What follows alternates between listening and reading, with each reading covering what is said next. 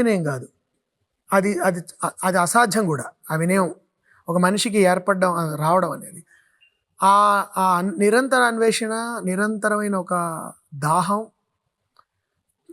జీవితాన్ని మధిస్తూ ఉండాలనే ఒక కోరిక, సాహిత్యాన్ని దానికి ఒక ఒక పనిముట్టుగా వాడడం. మీరు ఏ కళారూపాన్ని మీరు మీకు అది అన్వయించుకోవచ్చు. సినిమా అయితే సినిమా ద్వారా, సాహిత్యం అయితే సాహిత్యం ద్వారా, సినిమా పాట అయితే సినిమా పాట ద్వారా, సంగీతం అయితే సంగీతం ద్వారా.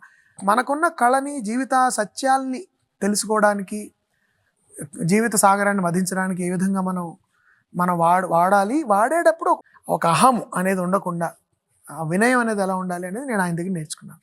నన్ను చాలా ప్రభావితం చేసింది కూడా అదే. రెండు ఏమిటంటే, రాజీ అనేది పడకూడదు.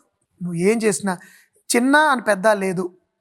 ఏది నువ్వు ఎలాంటి సినిమా తీసినా నీకు నచ్చింది తీయాలి.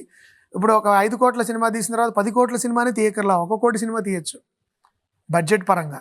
నేను కేవలం ఉన్నత స్థాయికి వెళ్ళడం అంటే మెటీరియల్గా ఉన్నత స్థాయికి వెళ్ళడం కాదు, మానసికంగా ఉన్నత స్థాయికి వెళ్ళడం, సంస్కారంలో ఉన్నత స్థాయికి వెళ్ళడం, ఆలోచనలో ఉన్నత స్థాయికి వెళ్ళడం అనేది నాకు శాస్త్రి గారి దగ్గర నేను ఆయన దగ్గర నుంచి నేర్చుకున్నాను.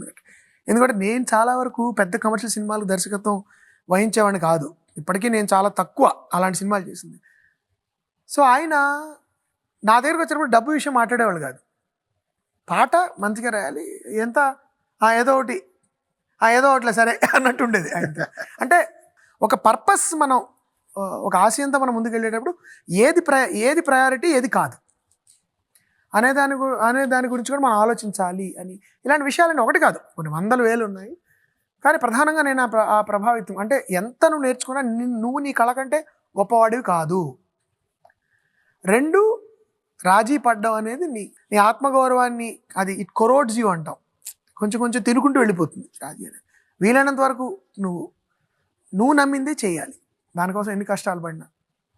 ఈ 2 నాకు ఆయనలో బాగా ప్రభావితం చేసిన అంశాలని చెప్తాను.